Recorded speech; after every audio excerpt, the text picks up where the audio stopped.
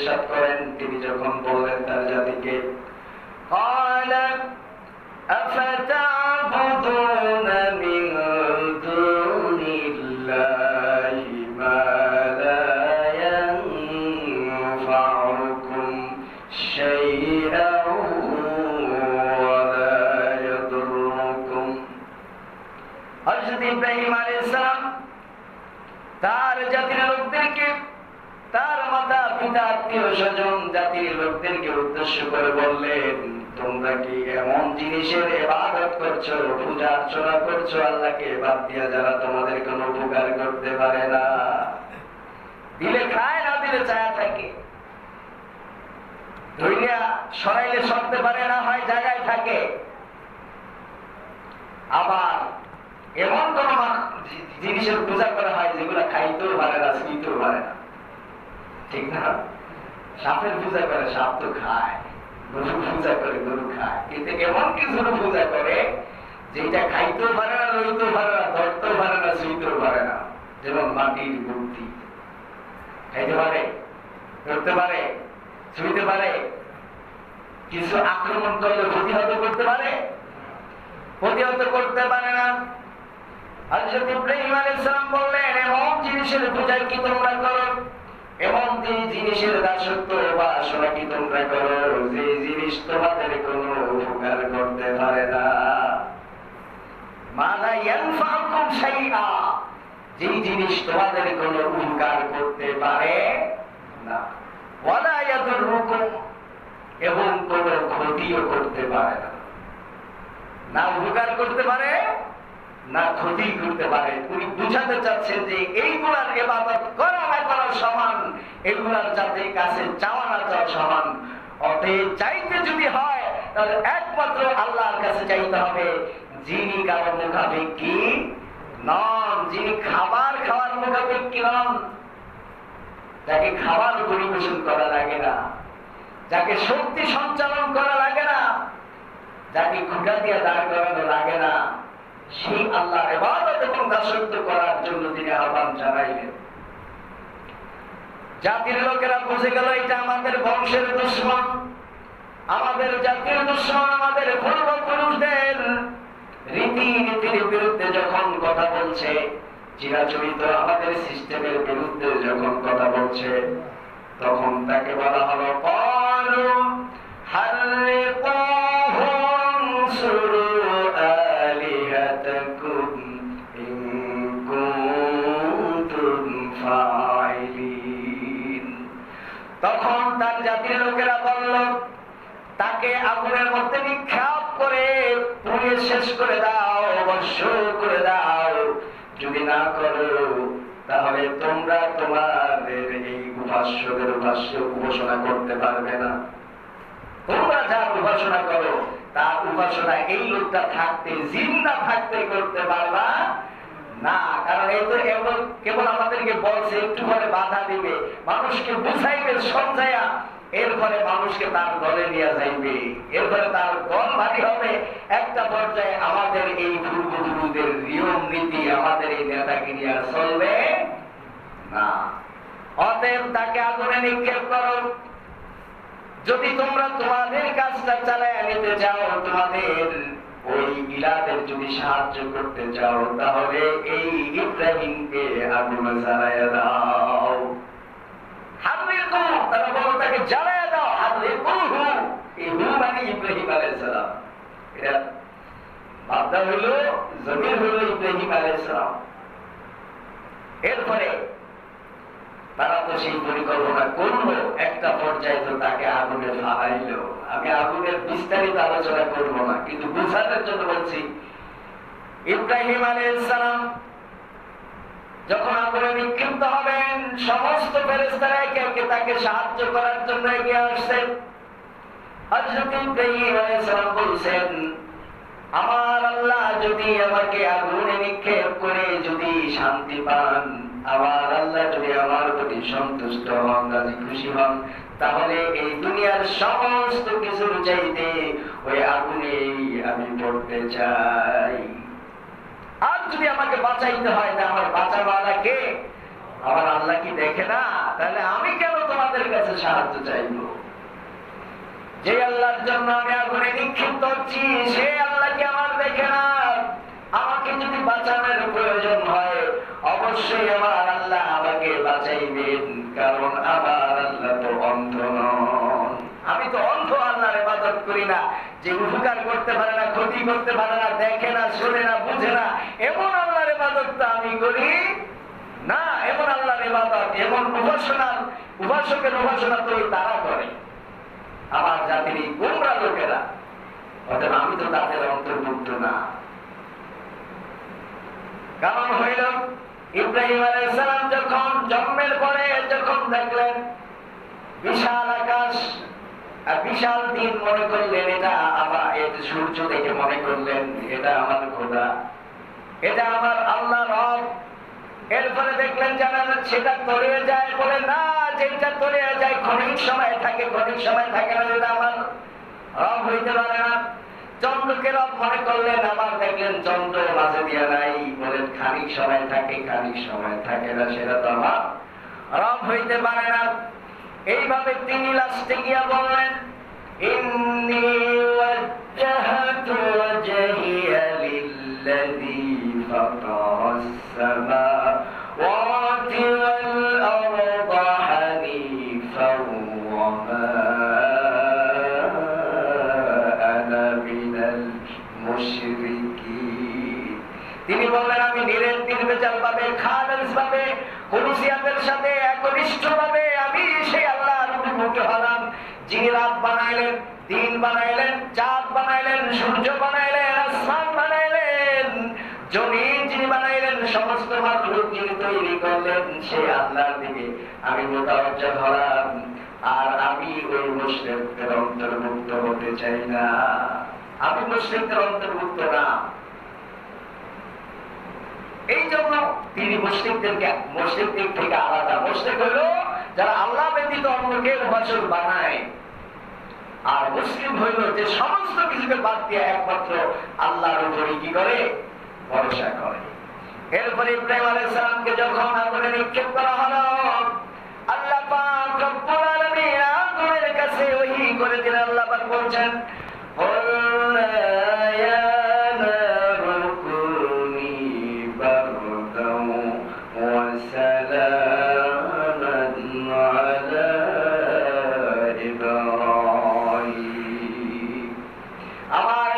যখন আগুনের মধ্যে নিক্ষেপ করা হলো, তখন আমি ওই আগুনের কাছে ওহী করলাম, আগুনকে বললাম, হে আগুন, খবরদার, খবরদার, আমার নবীকে জ্বালানোর জন্য ওই জায়গায় ফালানো হয় নাই।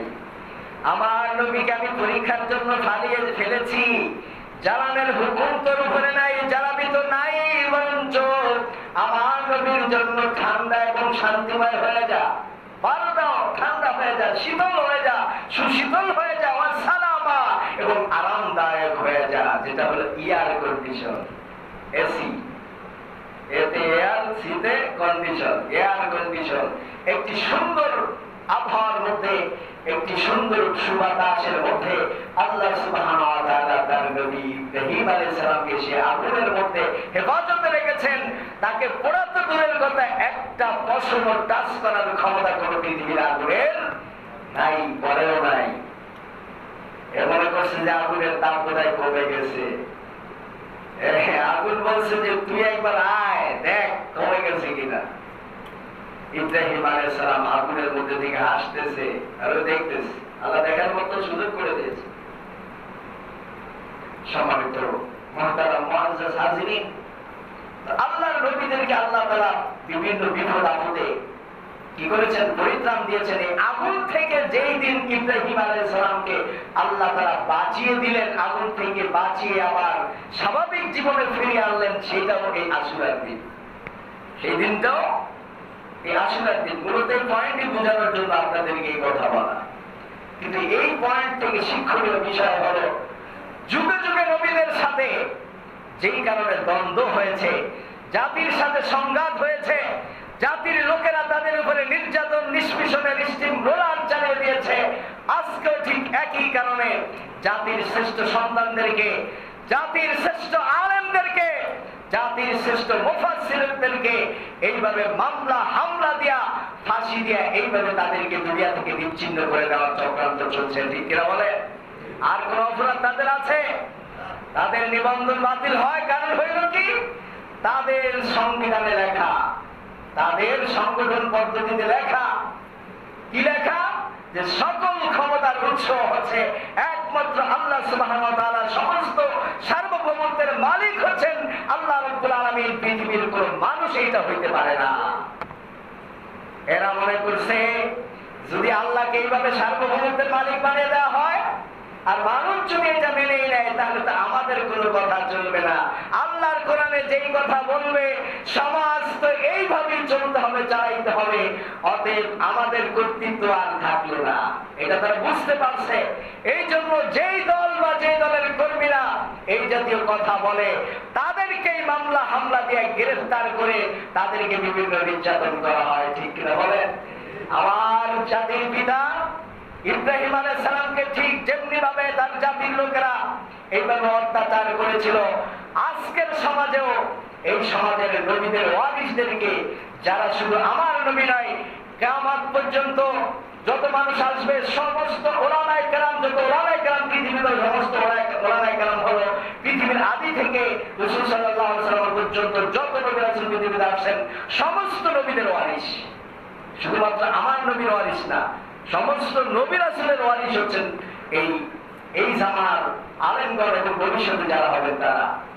কিন্তু তাদের সাথে যে দুর্ব্যবহার করা হচ্ছে, তাদের সাথে যে অমানবিক আচরণ করা হচ্ছে, এই আচরণের ফল তো ভালো নয়। গজব তো আসবে, আসতেছে, অলরেডি চলতেছে, অথচ আমরা বুঝি না।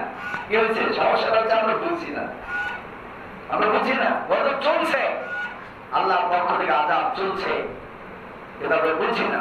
সম্মানিত হাজিরিন, এটা সেই আশুরা যে আশুরাতে আল্লাহ সুবহানাহু ওয়া তাআলা সেই নমরুদের কবল থেকে, নমরুদের সেই জ্বালানো আগুন থেকে তার নবীকে উদ্ধার করেছেন।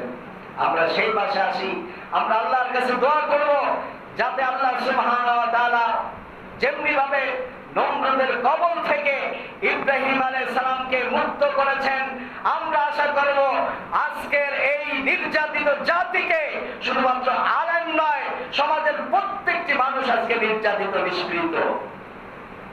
যদিও কথা বলেন না আপনারা, কিন্তু একদিক থেকে না একদিক থেকে মানুষ অধিকার বঞ্চিত। যদি খবর নিয়ে দেখেন ব্যক্তিগতভাবে, তাহলে দেখবেন দলীয় কর্মীরাও আজকে ভালো নাই। এই কথা বেরিয়ে আসবে যদি আপনি একাকী তার কাছে কথা শুনেন। অনেকের কথা শুনে এই জন্য বলছি, আমরা আশা করি আল্লাহর কাছে, আমরা দোয়া করি আল্লাহ পাক রব্বুল আলামিন আপনি যেমনি ভাবে সেই নমরুদের কবল থেকে আপনার নবী হযরত ইব্রাহিম আলাইহিস সালামকে মুক্তি দিয়েছিলেন, পরিত্রাণ দিয়েছিলেন, তাকে প্রতিষ্ঠিত করেছিলেন, আজকেও আপনার কাছে আমাদের একটি প্রার্থনা দেওয়া হলো, আপনি আজকের এই নির্যাতিত সমাজকে জালেমদের কবল থেকে বাঁচিয়ে দিন। সকলে বলুন আমিন। সম্মানিত মুহতারাম মুআজ্জাজ মুসল্লিয়ানে কেরাম, এই আশুরা এমন এক আশুরা যে আশুরার ইতিহাস মুসলমানদের বিজয়ের ইতিহাস, এবং এই আশুরা এমন এক আশুরা যে আশুরাতে হযরত সুলাইমান আলাইহিস সালাম, যাকে সারা পৃথিবীর রাজত্ব দেওয়া হয়েছে। আমরা শুনছেন না সুলাইমান আলাইহিস সালাম? সাময়িক সময়ের জন্য হযরত সুলাইমান আলাইহিস সালামের রাজত্ব একটু হেরফের হয়ে গেছিল, অর্থাৎ হাতছাড়া হয়ে গেছিল সাময়িক সময়ের জন্য। কিন্তু আল্লাহ সুবহানাহু ওয়া তাআলা যেই দিনে আবার তার রাজত্ব তার কাছে ফিরিয়ে দিলেন, ওই দিনটা ওই আশুরা। অতএব বুঝে গেল আল্লাহ পাক রব্বুল আলামিন যদি মুসলমানদের কাছ থেকে তাদের কর্তৃত্ব কেড়ে নেয়, সময়ের ব্যবধানে আল্লাহ পাক আবার ফিরিয়ে দিতে পারেন কি পারেন না? মুসলমানদের ইতিহাস হচ্ছে সমাজ গড়ার ইতিহাস, জাতি গড়ার ইতিহাস, আদর্শ মানুষ গড়ার ইতিহাস। ওই কুসংস্কার থেকে, অন্ধকার থেকে, আইয়ামে জাহেলিয়া থেকে স্বপ্নের মানুষ গড়ার ইতিহাস। যেহেতু আল্লাহ পাক রব্বুল আলামিন এই দিনে হযরত সুলাইমান আলাইহিস সালামের রাজত্ব ফিরিয়ে দিয়েছেন, দিবসে আল্লাহ পারেন আমার মুসলমানরা যদি তাদের ইমানে অটল থাকতে পারে, ইমানের দাবি যদি পূরণ করে, আর আল্লাহ পাকের কাছে যদি নিজেদের সমস্ত সমস্যার কথা যদি বলতে পারে যথার্থভাবে, আল্লাহ পাক রব্বুল আলামিন আবার তাদের হাতে ক্ষমতা তুলে দেবেন। আল্লাহ পারেন কিনা? আল্লাহ পারেন। এই আশুরা এমন এক আশুরা, যে আশুরাতে হযরতে ইউসুফ আলাইহিস সালাম এবং হযরতে ইয়াকুব আলাইহিস সালামের মিলন ঘটিয়েছে। তার মানে বাপ ছেলের যে দূরত্ব ছিল দীর্ঘদিনের, বাবার সাথে ছেলের দেখা নাই, ছেলের সাথে বাবার দেখা নাই, যেই দিন আল্লাহ তাআলা ছেলে এবং বাবার সাক্ষাৎ করিয়ে দিয়েছেন, ইউসুফ আলাইহিস সালামকে সেই মিশরের রাষ্ট্রে প্রতিষ্ঠিত করে নিজেই বেশে বাবার ছেলে সাক্ষাৎ করিয়েছেন, সেটাও এই আশুরার দিবস। সেটাও কি এই আশুরার দিবস? শুধু তাই নয়, আল্লাহর নবী হযরতে আইয়ুব আলাইহিস সালাম যখন অসুস্থ হয়েছেন, দীর্ঘদিন অসুস্থ ছিলেন, রোগাক্রান্ত ছিলেন, আল্লাহ পাক রব্বুল আলামিন এইভাবে তার নবীকে এই দিনে মুক্তি দিয়েছেন। আল্লাহ পাক রব্বুল আলামিন বলছেন, ওয়া আইয়ুবা ইযা নাদা রাব্বাহু ইন্নী মাসসানিয়াদ-দুররু ওয়া আনতা আরহামুর রাহিমিন। হযরত আইয়ুব আলাইহিস সালাম যখন ডেকে বললেন, আমার রব, আমি তো রোগাক্রান্ত হয়েছি, রোগ আমাকে স্পর্শ করেছে, আর সেই ক্ষেত্রে আপনি তো দয়াবান এবং করুণাময়, ও আল্লাহ দয়া করে আমার এই রোগ আপনি সারাইয়া দেন। আল্লাহ পাক রব্বুল আলামিন বললেন, ফাস্তাজাবনা লাহু ফাকাশাফনা মা বিহি মিন দুররিন ওয়া আতাইনাহু আহলাহু ওয়া মিথলাহুম মা'হুম রাহমাতাম মিন ইনদিনা ওয়া যিকরা লিল আবিদিন। আল্লাহ পাক রব্বুল আলামিন বললেন, আমি তার ডাকে সাড়া দিলাম, তাকে সুস্থ করে দিলাম। এই পর্যন্ত জ্ঞাত নয়, বরঞ্চ তার অসুস্থতার কারণে তার যত সম্পদ তার হাতছাড়া হয়েছে, তার স্ত্রী পরিবার পরিজন যারা হাতছাড়া হয়েছে, সকলকে আমি তার কাছে আবার পূর্বের মতো ফিরিয়ে দিলাম। আমি সেই আল্লাহ যিনি যুগে যুগে নবীদের ডাকে সাড়া দিয়ে তাদের বিপদে সহযোগিতা করেছি, সে আল্লাহ এখন আছে না নাই? আল্লাহ আছেন, কিন্তু আমরা তো সেইভাবে আল্লাহর ইবাদত করতে পারি না, আল্লাহর দাসত্ব করতে পারি না, আল্লাহকে সেইভাবে ডাকতে পারি না। এই যে গজল আছে না, ডাকার মতো ডাকলে তুমি কেন শোনো না? আসলে ডাকার মতো ডাকতে হবে, সে আল্লাহকে ডাকার মতো ডাকতে হবে।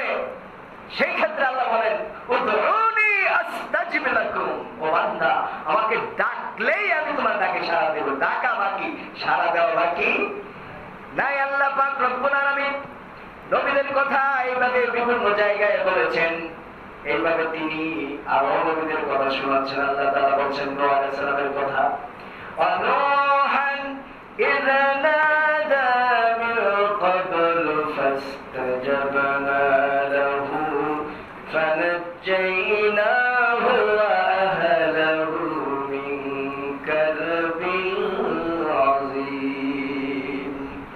আল্লাহ পাক রব্বুল আলামিন বললেন, যখন নূহ আলাইহিস সালাম আমাকে ডেকেছিল জাতির কারণে বিপদে পড়ে, ওই যে জাতির লোকেরা বলছিল খালি আযাব আযাব করো, দেখাও না এই একটা আযাব, দেখি তোমার আল্লাহর আযাব কত বড়।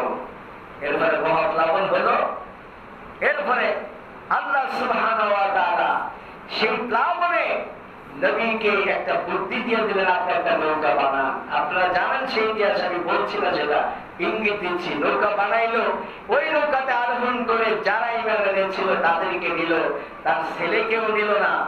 আল্লাহ রাব্বুল আলামিন এইভাবে ঈমানদারদেরকে বাঁচিয়ে দিলেন।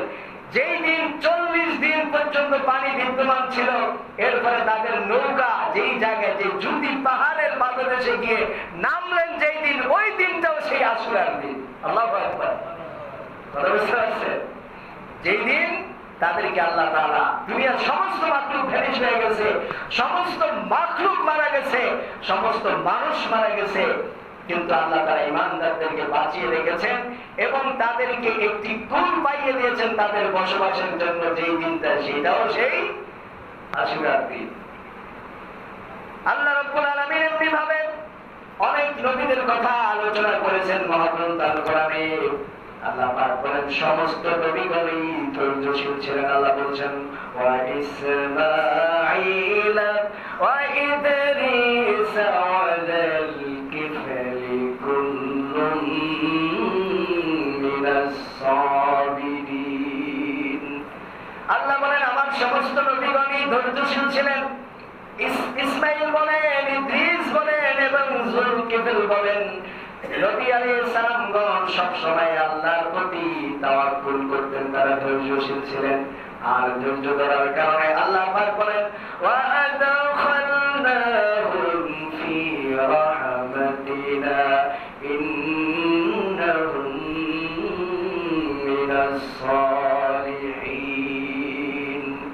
আল্লাহ বলেন এই ধৈর্য ধারণ করার কারণে আমি রব্বুল আলামিন তাদেরকে আমার রহমতের মধ্যে শামিল করে নিয়েছি, তাদেরকে আমি প্রতিদান হিসেবে আমার রহমত দিয়ে ধন্য করে দিয়েছি, ভরপুর করে দিয়েছি। তাহলে আল্লাহর রহমত যদি পাওয়ার কেউ আশা করে, বুঝা গেল তাকে ধৈর্যশীল হতে হবে। কি হতে হবে? ধৈর্যশীল হতে হবে। এরপরে আল্লাহ পাক রব্বুল আলামিন শোনাচ্ছেন সেই নবীর কথা, ওই যে মাসওয়ালা নবী, যিনি হচ্ছেন জান্নুর মানে হচ্ছে মাসওয়ালা নবী। মাসওয়ালা নবীকে ইউনূস আলাইহিস সালাম। আল্লাহ শোনাচ্ছেন সেই নবীর কথা ওয়া জান্নুনি ইযহাবা মুগাদিবান ফাযান্না আল্লান নাকদির আলাইহি ফানাদা ফিল যুলুমাতি আল্লা ইলাহা ইল্লা আনতা সুবহানাকা ইন্নী কুনতু মিনাল যালিমিন।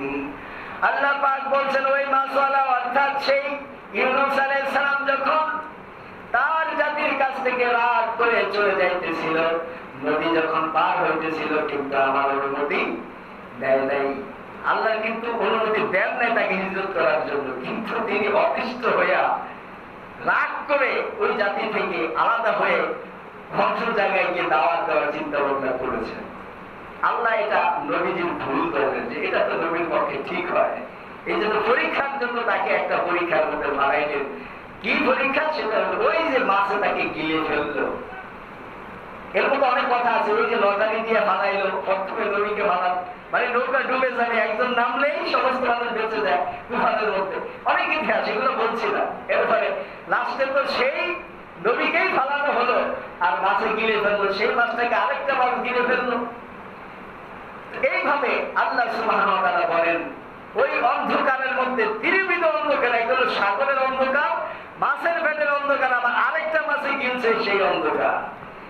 এই তিরবিধ অন্ধকারের মধ্যে থেকে আমার নবী যখন আমাকে ডাক দিয়ে বললেন লা ইলাহা ইল্লা আনতা সুবহানাকা ইন্নী কুনতু মিনাল যালিমিন। আমার নবী যখন আমাকে ওই সাগরের তলদেশে তিরবিধ অন্ধকারে মাছের পেটে থেকে যখন ডাক দিয়েছে, তখন আমি তাকে সাড়া দিয়েছি। আল্লাহ বলেন ফাস্তাজাবা লাহু ওয়া নাজ্জাইনাহু মিনাল গাম্মি ওয়া কাযালিকা নুনজিল মুমিনিন। আল্লাহু আকবার।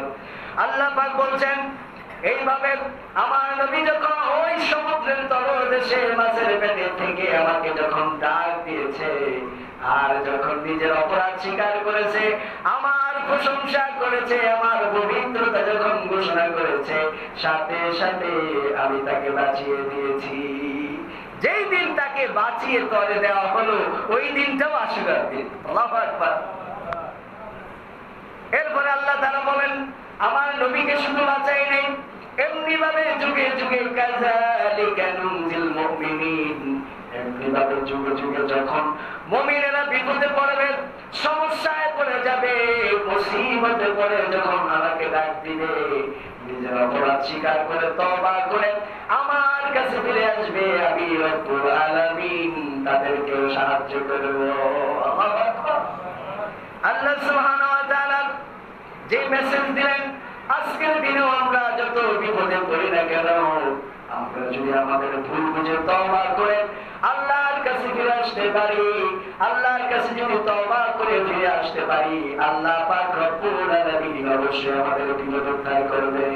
দেখেন আজকের সমাজে একটা রীতি চালু আছে, এই যে জমি জমা ধান ধান যারা করে, আমাদের এলাকায় আছে এখনো খতনে ইউনুসের আয়োজন করে, দোয়া ইউনুস খতনে ইউনুস বৈশা গোড়াগাড়ি লইয়া খতনে ইউনুসের কি করে আয়োজন করে। কেন? ওই যে পোকামাকড় দমনের জন্য, আল্লাহ যাতে এই ফসলকে পোকামাকড় থেকে মুক্ত করে, ফসল যাতে ভালো থাকে, এই জন্য দোয়া করার জন্য এক জায়গায় একত্রিত হয়ে খতনে ইউনুসের আয়োজন করে। করে কি করে না? আরো বিপদে পড়লে অনেক সময় কারো হারানো বিজ্ঞপ্তি, কারো নিখোঁজ খবর বা কোনো জটিল বিপদে পড়লে মানুষ দেখবেন এখন খতনে ইউনুসের কি করে আয়োজন করে। শুধুমাত্র আয়োজন পর্যন্ত শেষ নয়, নবীজি হযরতে ইউনূস আলাইহিস সালাম যে মন নিয়ে, যে আকীদা নিয়ে, যে ঈমান নিয়ে, যে ভরসা নিয়ে আল্লাহর কাছে নিজের অন্যায়কে স্বীকার করে হাত উঠিয়েছেন, সেইভাবে যদি আপনি করতে পারেন, অবশ্যই আল্লাহ তাআলা আপনাকে আমাকে সাহায্য করবেন। সম্মানিত হাজিরিন, কিন্তু আমরা সেইভাবে চাইতে পারি না।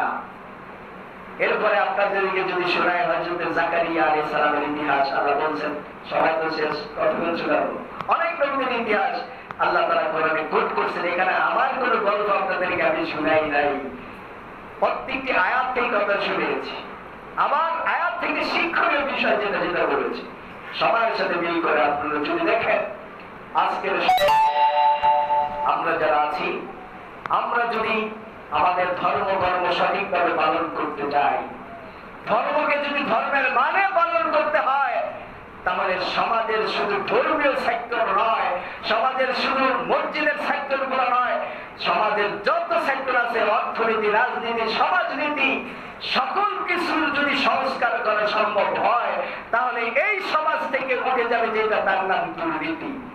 কোরআনের নীতি যদি বাস্তবায়ন করা হয়, একটা নীতি দুনিয়া থেকে উঠে যাবে, তার নাম জুলুম নীতি, নির্যাতন নীতি, দুর্নীতি। টপ টু বটম যত জায়গা আছে সকল জায়গায় দুর্নীতি উঠে যাবে। শর্ত হলো আমাদেরকে আল্লাহর কোরআনের কাছে ফিরে আসতে হবে। সকলে রাজি আছেন ইনশাআল্লাহ? আল্লাহ সুবহানাহু ওয়া তাআলা এই কোরআনের মতে, কোরআনের পথে আমাদের জীবনকে পরিচালনা করার মতো তৌফিক দান করুন এবং আমাদের সেই মন মানসিকতা দান করুন। সকলে বলে আমিন। ওয়া তৌফিক ইল্লা বিল্লাহ। আসসালামু আলাইকুম ওয়া রাহমাতুল্লাহি ওয়া বারাকাতুহু।